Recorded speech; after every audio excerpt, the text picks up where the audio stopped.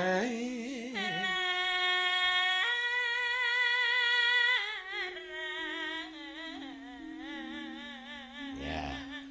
Suka ngerandak selawase.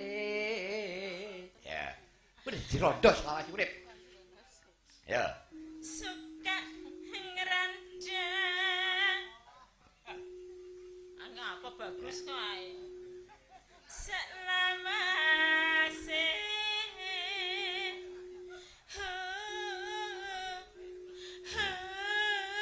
Wes pokoke sesuk tak coplok sisan. Dadi gen telutur. Surem.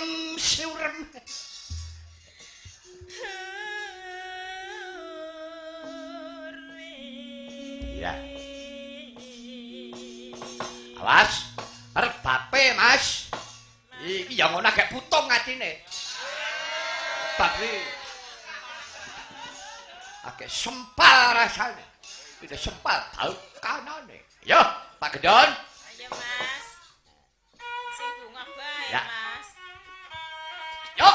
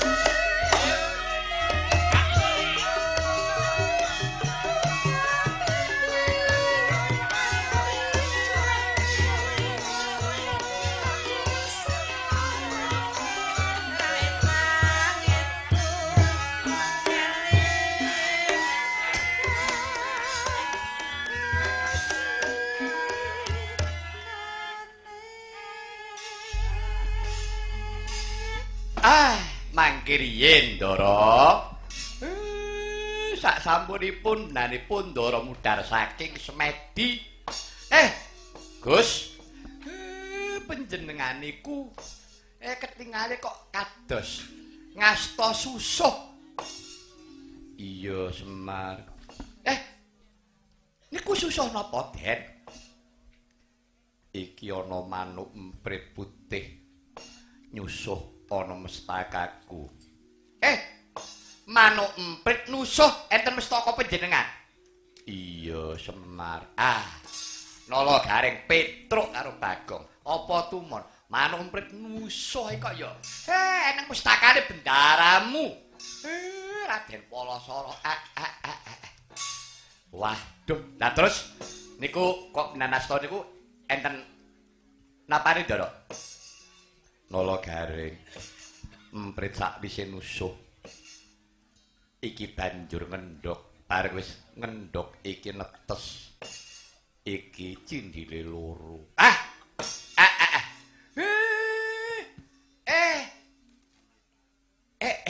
Lah terus niku mau mbokne teng pundi? Lah ya kuwi Semar sing ndadekake rasaku malas wujude anak emprit loro. Yen aku nyumurupi wujude kaya mengkene iki welas tanpa alis. Mangparingke kula mendara kula bakare. Ki kok yo tegelmu kaya ngono. Wong ora urus dadi mesake. Alah Reng iki rasah dadak nyengeni aku. Ora ngilo karo gitoke. Ngapa kok? Gareng kuwi. Aja meneh kok gareng terus. Ingon-ingon iku lho, kuwi ya mesa cerutak. Lho ingon-ingon nek cerutak. Wis to. Piye wis? Aku ki esuk-esuk anakku ki nangis. Mergane ditinggal nyang pacar mbokne. Gak gremes-gremes. Bocah iki denginging bae tak goleke lempung. Bar tak goleke lempung tak ento tak nggo pitik-pitikan tak kei wulu. Anakku ben seneng ngono ku tak taleni bolah. Lah gandeng teles tak peme ning latar. Lah kok diparani jagone Garing dunggai. Dunggai. Murak-marik. Murak-marik. Rupamu ya ngono. Terus kersane Ndara pripun? Semar, aku mesakake katak tututake. Kelawan prit putih iki mau katone isih kleper-kleper ana sak kiwa tengenku kene. Nggih pun boten susah dipun penggalih mawon to, Den. Ajeng nggih napa wong kaya pun nang tiral mriku mawon. Mesakake Semar iki ya titahing Gusti sing wajib kudu diayomi. Soroting pandang sumula amadani jroning pasareyan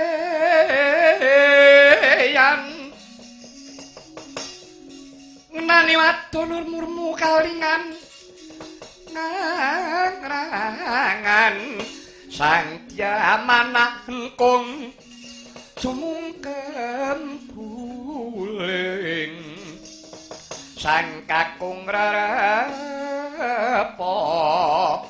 alon wuwu sira baboyayi maneman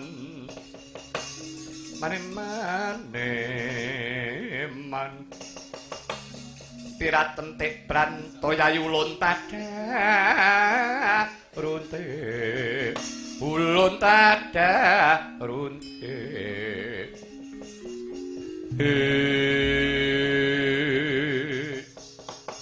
Semar tutno aku jantraku aku tak nungku abure emprit putih iki kok saya suwe memanas ati.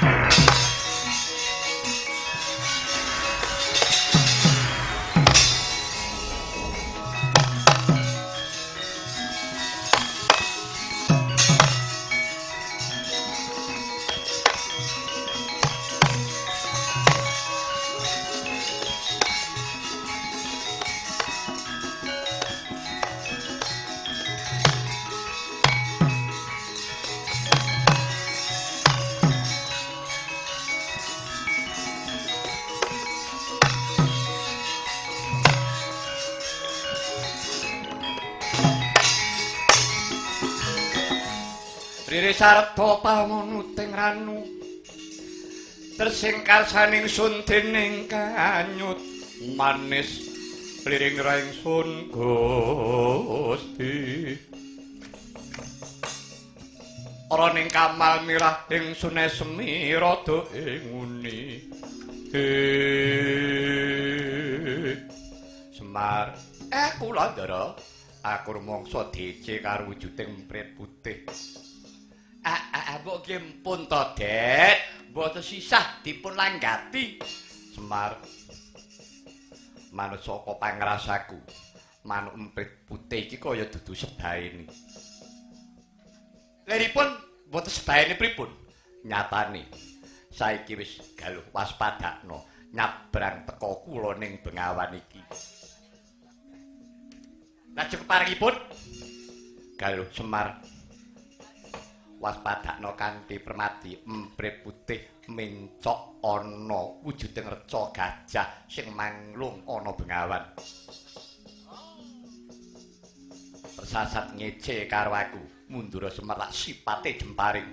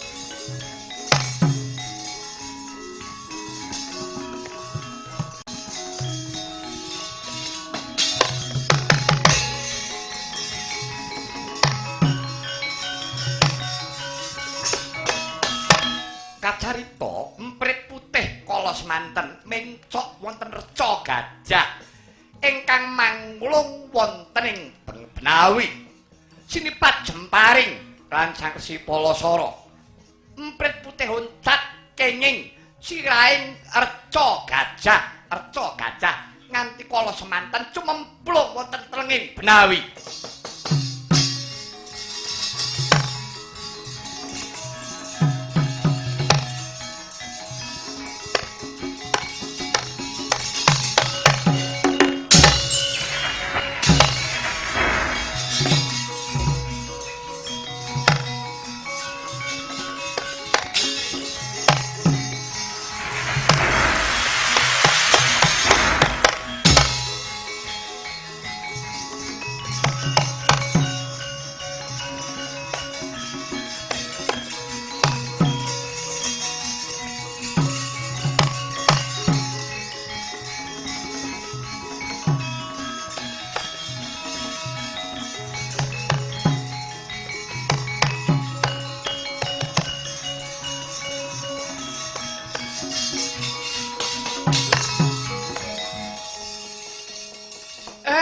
Ndara dipun kelampahan menapa mboten panjenengan jemparing wujuding emprit putih Semar ciptaku bakal ngirnake wujuding emprit putih ingkang mencok ana reca gajah manglung ing Benawi nggih nanging nyatane durung nganti tumiba emprit putih huncat mung kena reca gajah nganti potol sirahe cememplung ana ing Bengawan. Mula Semar besok yen to ana endahing kahanan. Muga-muga karana liman Benawi. Nggih, kula ingkang minangka paseksen, Remban.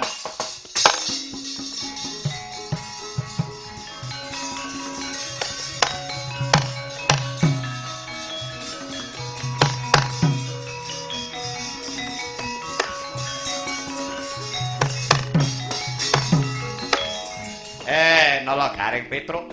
Piye, Mo? Piye, Pak? Penemban iki mau gawe petilasan. Kae mau ning reca gajah disipat jemparing kena sirahe tugel. Besok mbok menawa yen ana kaendahaning kahanan, muga-muga karan Liman Benawi. Wah, Liman Benawi. Aku yo ngono, Truk. Aku arep ninggah petilasan. Aku mau mlaku kesisat.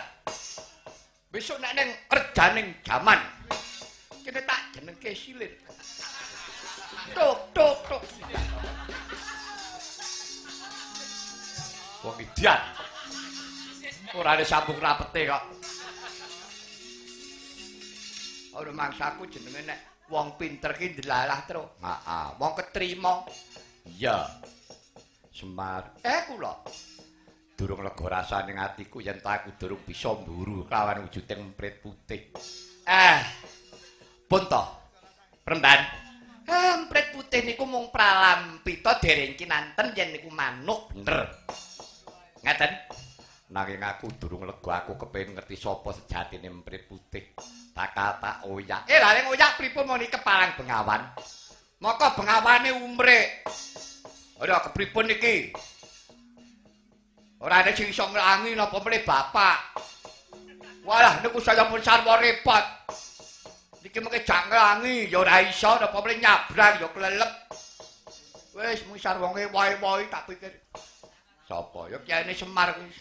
Aja tak kuwi pakku tak dol sak payu-payune kok terus. Wong pae kok didol. Lajeng paripun Peremban. Semar. Pinggiring Bengawan iki kok ana padukuan endah temen.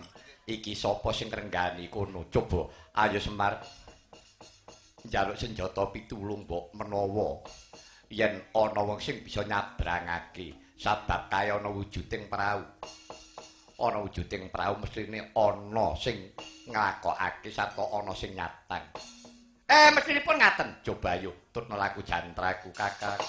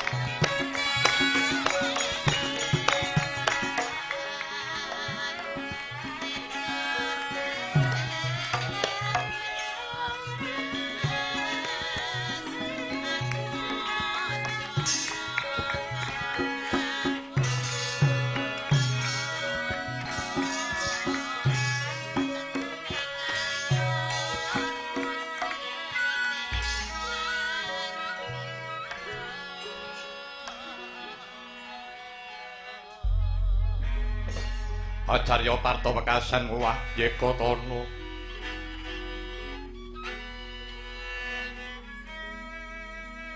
Yeka wisanggeni maya sang Hyang Supradepa.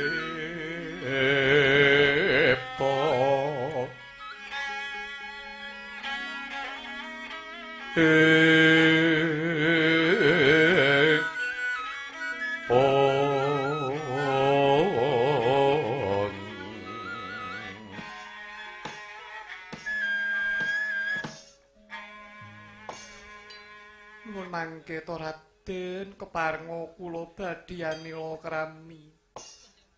Paduka menika satriya saking pundi lan sinten ingkang dados kekasih Paduka Raden? Sang Dewi.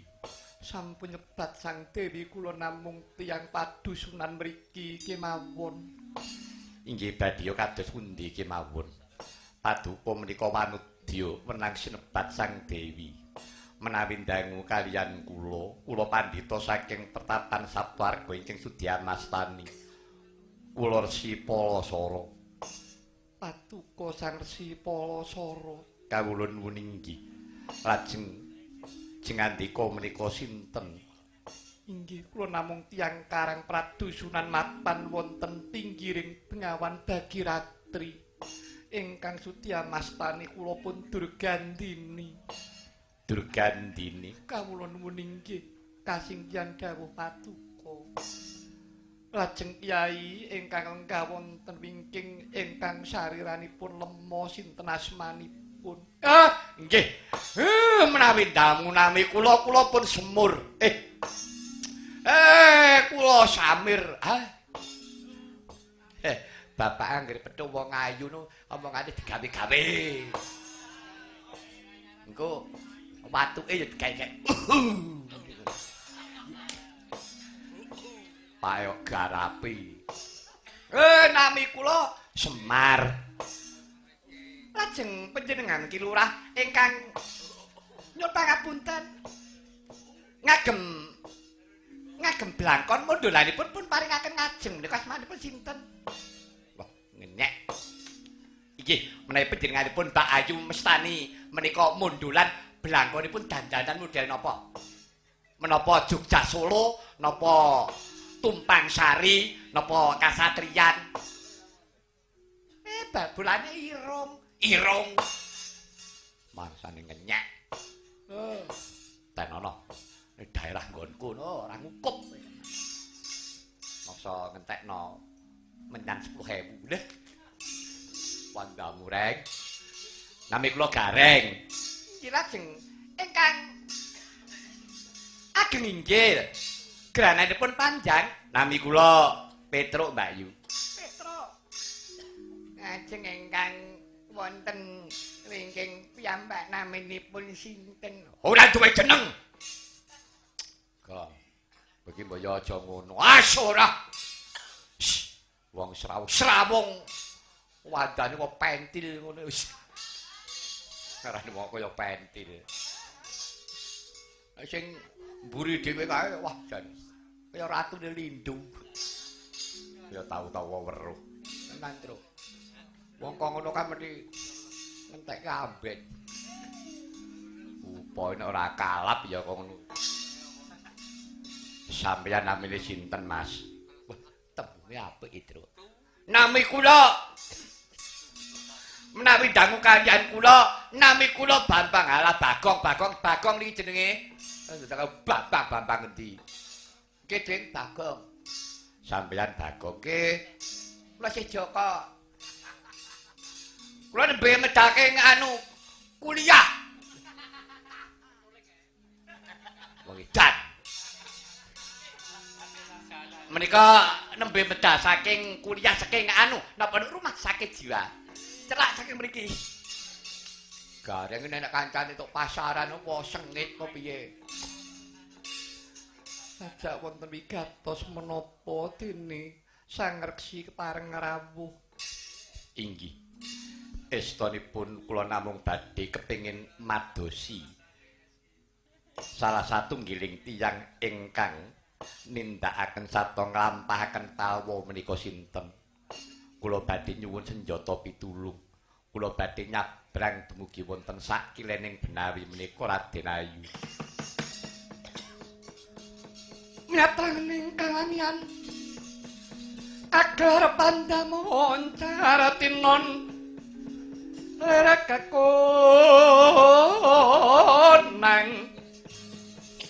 ong surem sorotetan padang kasor lan pajaring purnaning gekono dasaring mangsa katiga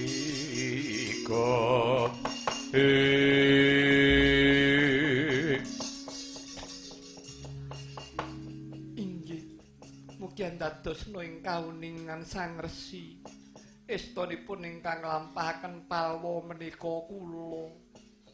Lho, jengandika Inggih. Jengandika menika rak wanita. Sinaos mekaten mapan menika pakaryan kula Sang Resi.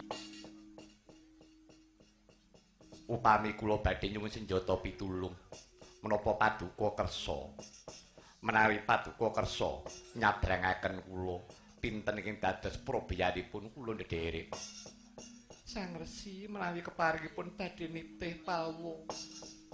Estrining manah kula namung nindakaken darmaning gesang kula suka pitulung dumateng sinten kemawon ingkang badhe nitih palwa babar pisan boten wonten ceking manah kula badhe nyuwun prabeya menawi keparengipun mekaten monggo kula dherekaken. Pocamban wonten dawuh Raden Ayu cawisna satange aja nganti nguciwan. Inggih monggo kula dherekaken. Inggih monggo kula dherekaken.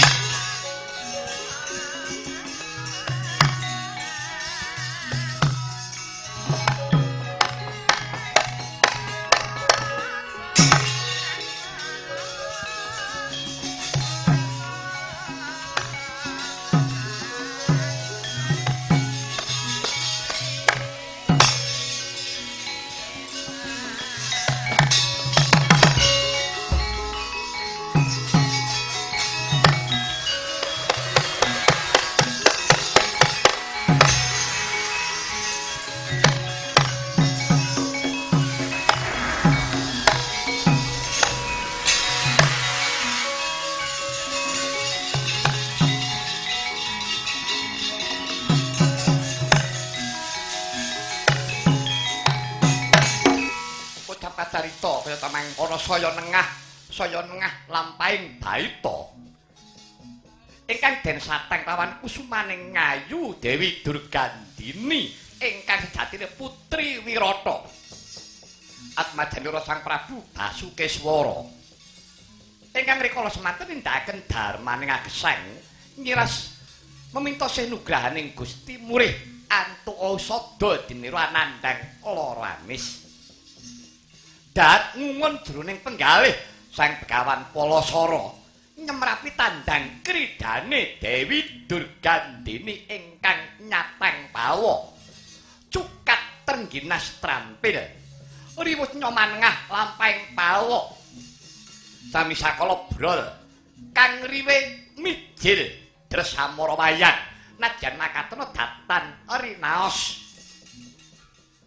sami sakala Sang Dewi sigra lukar busana anglukari agmanira rasukan kala semanten amung angagem kasemekan riwut nyomangkono Sang Begawan Palasara dupi mulat marang citranira Sang Dewi Durgandini tratap raosing penggalih panjayah mulat gambar kang ana jroning kaca Brenggala Trenging cipta Sang Begawan apa baya wanita iki ingkang cinitra ana jroning gambar kaca Brenggala paringaning Sang Begawan Rukmawati. Tetela riwut nyot katamataken Sang Begawan Palasara. Kaya wis dungkat kalamun yektine ingkang cinitra ana jroning kaca Brenggala tan asare kejawi mung Dewi Durgandini. Sami sakala Sang Begawan Palasara temah kasmaran kelawan citranira Dewi Durgandini. Eling-eling Sang Begawan Palasara wis dangu denira wonten madyaning wana nyemrapi wujuding wanita ingkang sulih tiyang warni.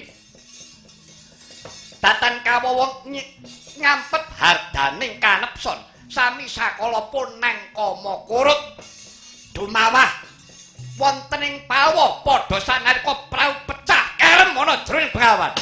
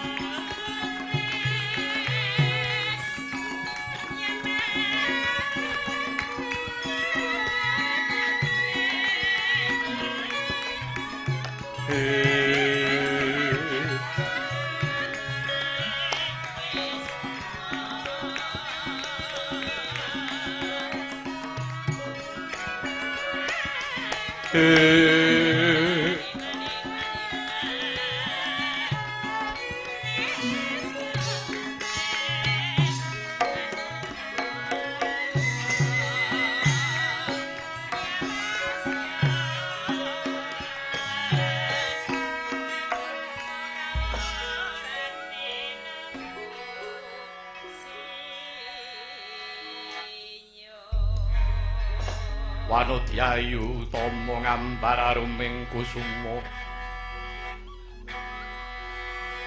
wadana ana wangsati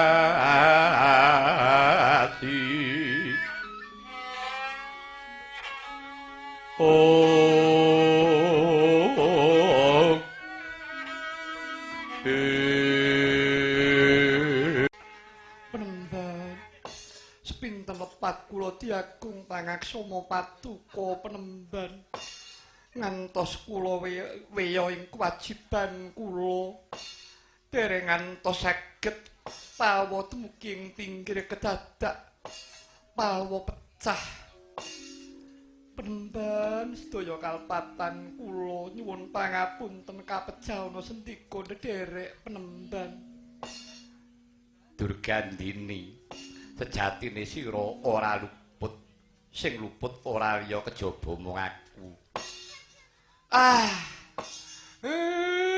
iki mau piye tule rumangsaku iki mau numpak prawang bareng anu kok mak biar aku nganti glagepan jan wis jan aja iki mau dituling sangat penemban dadi apa tenan wah jan ngombe sawarke ya Tru lah iya wah kek bayu banjir bengawan agek neko anyaran wah jan campur bawur ora karu-karuan wis bareng mentas awakku ngantek kaku kaya gerah digoreng. Nek omongan kok Raden Munalar. Durgandini. Iya. Sejatine aku kang luput dudu jeneng sira. Apa to sababe nganti mengkono jalaran. Arikala semono persajan wae aku ngupaya sawijining wanudya ingkang mapan ana jroning kaca Brenggala. Kaca Brenggala iki paringane ya iku guruku Pandhita wanita ingkang keparep begawan Rukmawati. Aku dikeparengake palakrama nanging yen to wanita wujute ingkang ana jroning kaca Brenggala mau bareng tak tamat-tamatake ingkang katon ana jroning kaca Brenggala ora nyono kejaba mung jeneng sira Yayi Durgandini.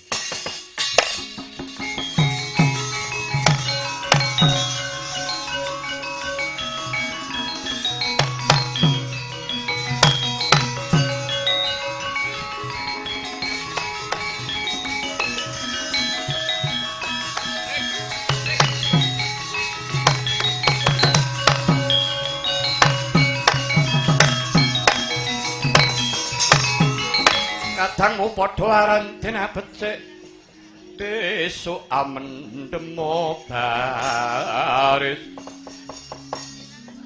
kang prayet Tresnawiya saranta wonging Dwarawati.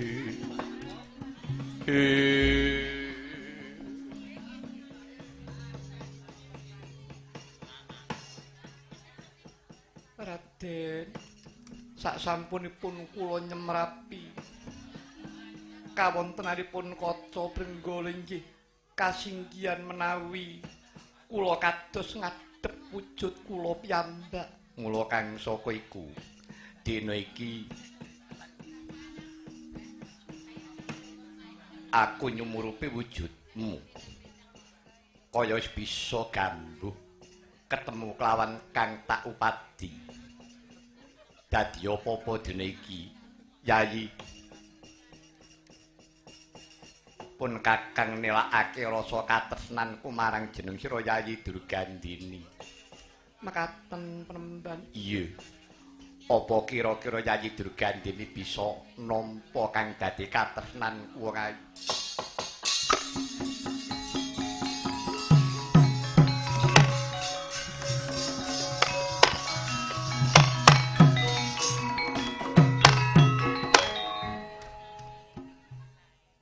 Putranipun sinten? Lho, nggih putrane Bu. Mboten ning lagi Pake mari nyponsori. Nggih. Nggih. Oh, nggih. Lairipun kula menika. Oh, nggih. Nggih. Menika kakung napa putri? Estri. Asmanipun ibu sinten? Nggih, bapakipun. Oh, nggih. Menika panjen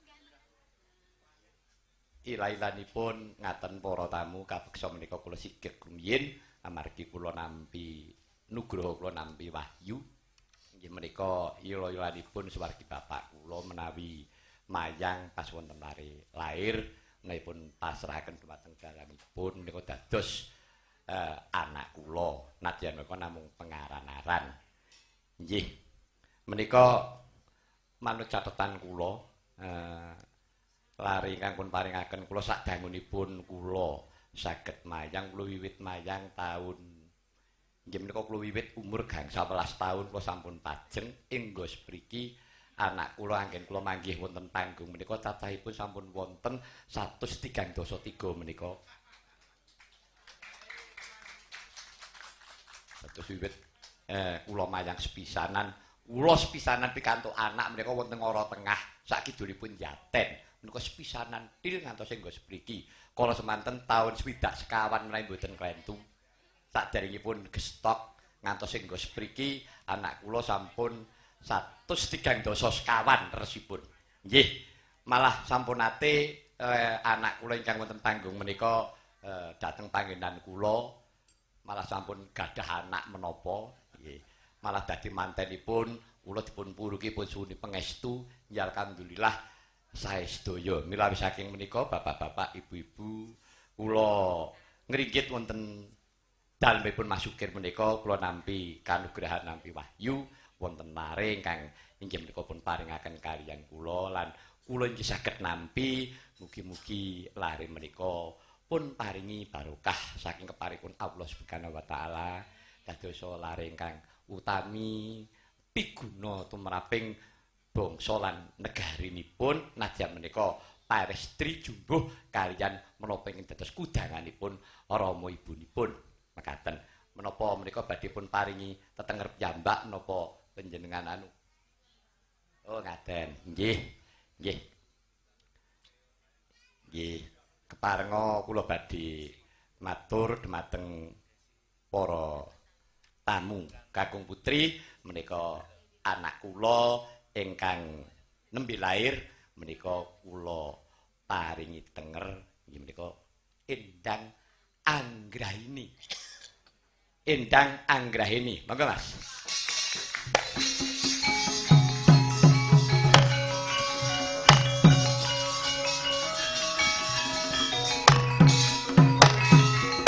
Nggih. Anggrahini menika menawi miturut crita pewayangan pawestri ingkang setya tuhu dhumateng kakung menika bojonipun Prabu Palgunadi Ratu Paranggelung saking ageng tresnanipun dhumateng kakung tresnani kaliyan negari tresnani kaliyan bangsanipun mugi-mugi piguna tumrapipun lare kang nembe lair menika. Upami badhe dipun gantos nami monggo, namung endangipun kula aturi ngagem menapa anggrainipun kula aturi ngagem salah setunggal badhe pun tambahi menapa kula sumanggaaken. Monggo Mbak kula aturi nampi pun mugi-mugi wilujeng sedayanipun nggih. Amin amin amin amin. Pun nggih.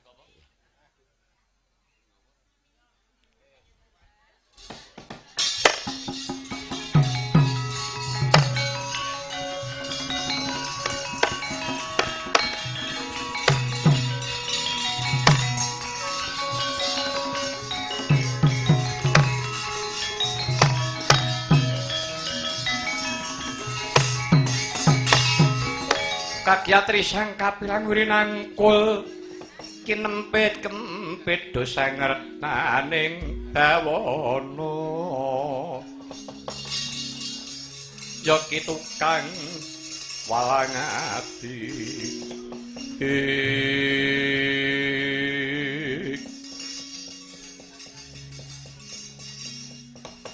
Pendar apa Yayi? namung kemawon menapa paduka mboten cuwa raos sing penggalih paduka.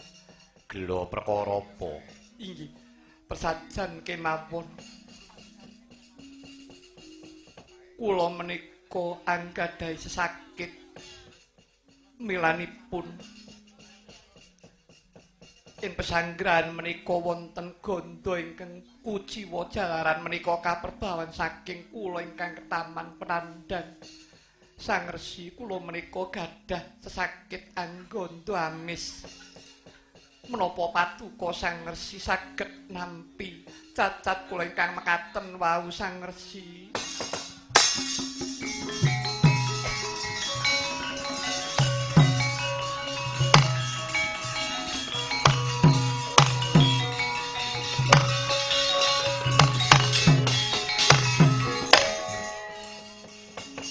Garwaning pun Kakang Yayi Durgandini. Iya.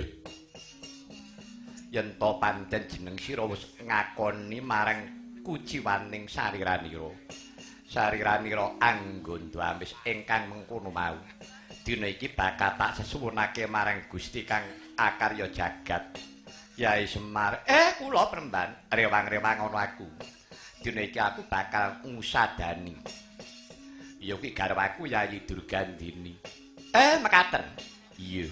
Muga-muga diparengake kawan Gusti Kang Akarya Jagat. Inggih, inggih. Sedya ingkang rahayu manggiya karahayon Premban.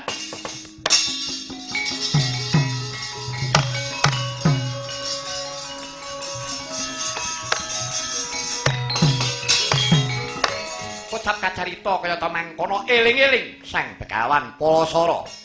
Pandhita linangkung gentur tapane mateng samadina wening ciptane bebasan. Kaiden apa panuwun marang Gusti Kang Akarya Jagat. Kala semanten amung nyuwun usada. Mring ingkang garwa Dewi Durgandini ruwat saking panandhangira angganda amis. Sami sakala katarima pamujanira Begawan Palasara. Riwutnya sini dikara ica gandaning amis. Sami sakala dadi amrik amburatarung.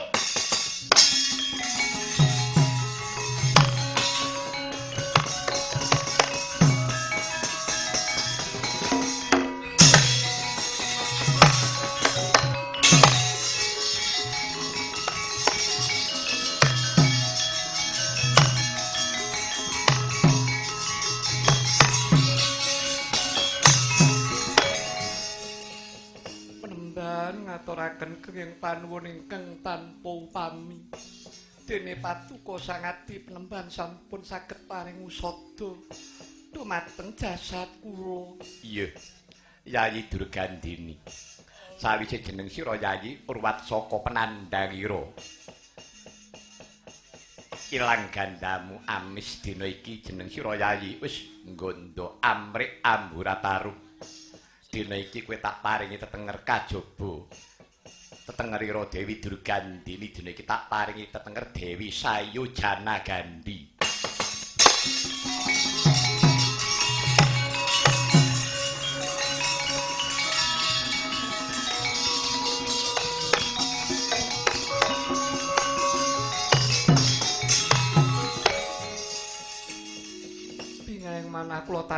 pindan Sang Resi dene paduka paring tetenger dumateng kula sayojana gandhi. Iya. Rening paduka sampun paring nugraha kula badhe walaka dumateng paduka. Iya, prasajakna wae. Inggih setanipun kula menika sanes tiyang karang pradusunan. Estunipun kula menika putranipun Narendra Wiratmajanipun Kanjeng Rama Prabu Basukeswara inggih Kanjeng Rama Prabu Durgabau Penemban.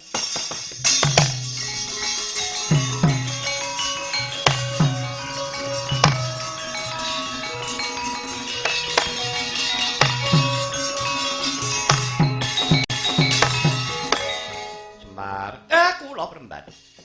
Ora nyono Yayi Dewi Durgandini Atmajane sinuwun Narendra Wirata Prabu Basukeswara. Dados panjenengan menika Putri Wirata. Iya, Kyai. Mboten klentu Penemban. Kala wau sampun kula batos. Iki mesti dudu wong kareng pradesan. Iki mesti ana wong sing lagi nindakake jejibahan namung kemawon kula ajrih menawi ngrumiyine keparinging Gusti Penemban. Iya. Semar muga-muga wae. Anggonku mengku garwa kelawan Yayi Durgandini iki. Antuk berkahing Gusti kang akarya jagat. Nggih, mugi-mugi kemawon Penemban mangkono. Prapanira satriya gangsal ingkang sunggal pawestri akarya kagiat Sang Begawan Palasara.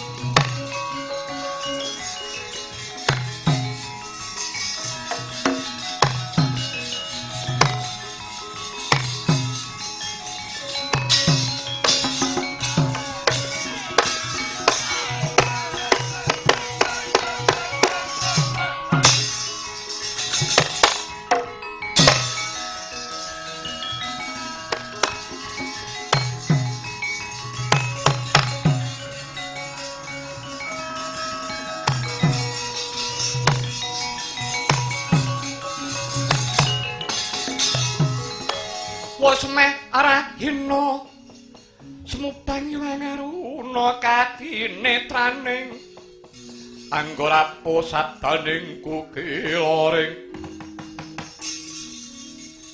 kanikara sakeber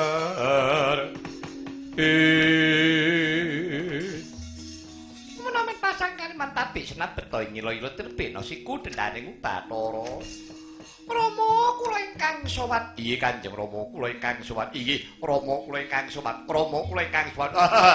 Inggih Rama kula ingkang sowan. Semar, kula. Iki kok dadi ana wong ngawu-gawar, wong ngaya-wara. Temekana pengarepanku mongko nyatane. Aku lagi wae mengku garwa. Yayi Durgandini iki kok dadi iki ana wong kaya warana bocah lima kang sawiji pawestri. Kok nyebut aku Kanjeng Rama. Inggih kula menika putra paduka Kanjeng Rama. Inggih kula menika putra paduka Rama. Inggih kula putra panjenengan Rama. Inggih semanten ugi kula. Inggih. Rama kula putra paduka. Aku ora rumangsa duwe anak karo. Prakeca Garbasara.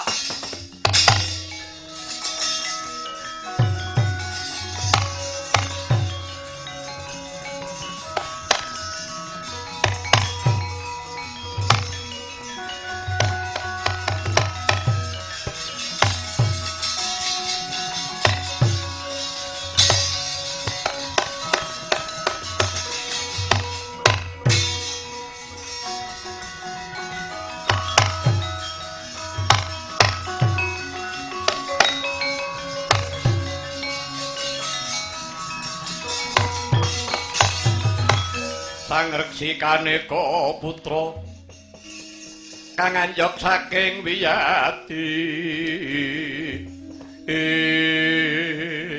Prakeca Pak Wong Waruda yang ngawi cekak kali codhe. Sapa sing gawe? Palasara. Wonten dawuh Pukulun. Aja kaget ulun ingkang prapta lan sadurunge. Ulun bakal paring roh kawan jeneng sira. Palasara aja kaget. Rikala semono nganti jogar nggon mutarak brata jalaran kowe diridu ana wujuding prit putih. Ya ngono apa ora? Inggih Pukulun. Nah, sumurupa. Prit putih mau dumadi saka wang jagat Girinata dalasan jeneng ulun. Nanging sira aja kleru penampamu yen to jeneng ulun ora memba wujuding prit putih. Kowe ora bakal ketemu kelawan garwamu si Durgandini ya si Sayojana Gandhi mau mekaten Pukulun. Iya. Nah, sakwise jeneng sira kelakon mengku kelawan si Durgandini iki ana bocah 5 sing temeka ngaku yen kowe bapakne saiki kowe ngakoni apa ora rikalane ya kuwi garwamu si Durgandini nyatang prau. Bareng wis tumeka tengah, kowe kasmaran jalaran, kowe weruh wujude si Durgandini mirip kaya wanita kang ana jroning kaca Brenggala. Trataban rasane atimu. Rikala semono nganti kowe ora kuat ngampah Brahmaning kakung padha saknalika apa nang Kama Kurut. Bareng Kama Kurut tumiba ana ing pawa prau pecah.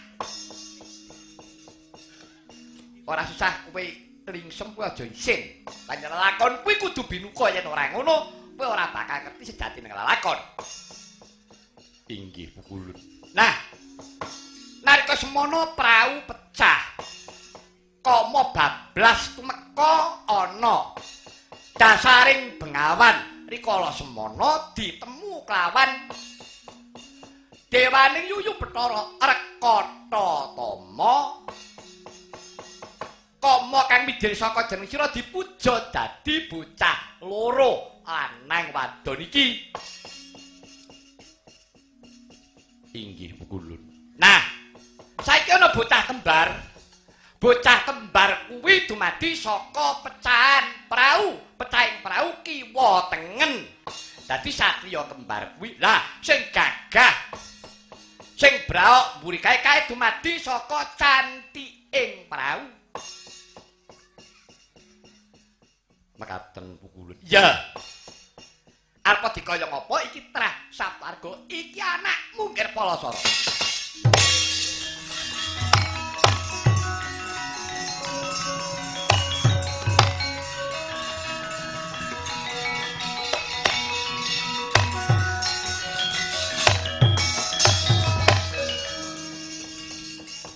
Duh Pukulun sesembahan kula Pukulun boten nyana.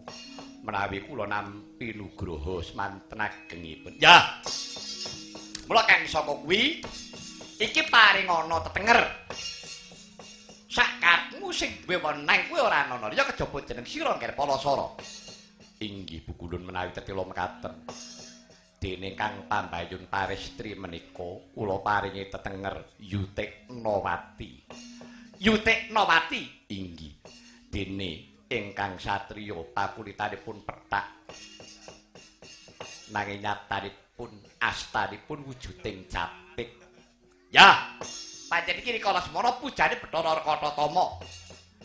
Kulite putih, inggih menika kula paringi tetenger Bambang Setatama. Kula paringi tetenger Bambang Setatama. Rungokna nggih. Inggih, Pukulun, kawula nuwun inggih Pukulun. Lajeng satriya kembar ingkang dumados saking pecahan Pawa. Menika kula paringi tetenger Raden Kincaka lan setunggalipun Praupa Kenca gandeng menika dumados saking pecahan Prau. Oh iya. Satriya kembar kuwi diparingi tetenger Kincaka lan Praupa Kenca. Kawula nuwun inggih. Pistaken dawuh paduka Rama. Inggih, Kanjeng Rama. Lajeng kula sinten Rama Prambahan? Sarene sira dumadi saka cantiking Pawa. Kowe tak paringi tengah Raden Rajamala.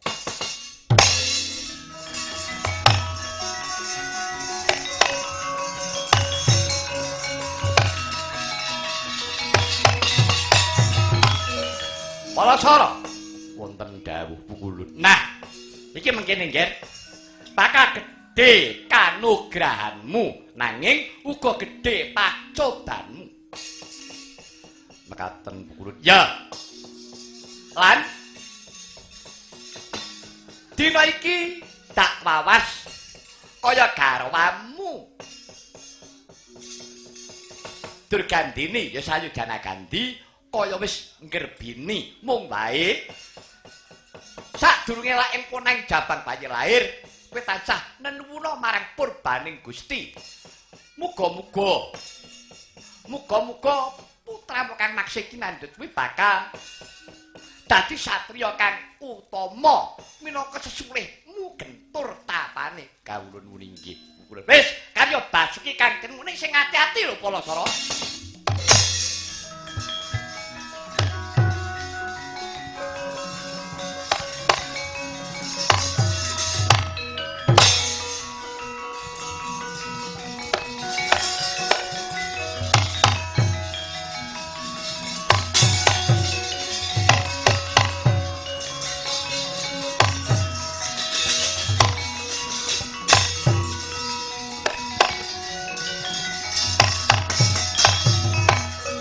Kaya yasine pijojo bang mawingo-wingo netra kocak ngundarandir si keparat iki ana pendhita nom-noman kowe wanuh wani lenggah jajar kawan Kakang Mbok Durgandini. Kowe sapa? Kowe sapa ngaku? Raden kowe takon karo aku Begawan Parasara. Begawan Parasara. Ya kowe sapa? Kadang udane. Kakang Mbok Durgandini, aku Durgandana, aku putra Narendra Wirata. Anggep apa? Wani-wani lungguh jejer kawan Kakang Mbok. Yayi Durgandana ilinga Yodya kaya mengkono Durgandana. Eling Yodi. Panggih piye Kakang Mbok? Kula boten trima. Ing atosipun digatka muka putrane Narendra lenggah jajar kaliyan Pandhita ing Pardhet. Menapa kinten-kinten Begawan Parasara saged muktekaken kaliyan paduka Kakang Mbok? Hei, Parasara. Yen to pancen ora iso nyembadani Mbakyu pedah apa? Kowe lungguh jejer karo Mbakyu. Apa kira-kira kebagusan wujudmu? Ya. Apa kowe ngendelke genturing tapamu? Parasara, aku ora rila. Aku ora lega yen to pancen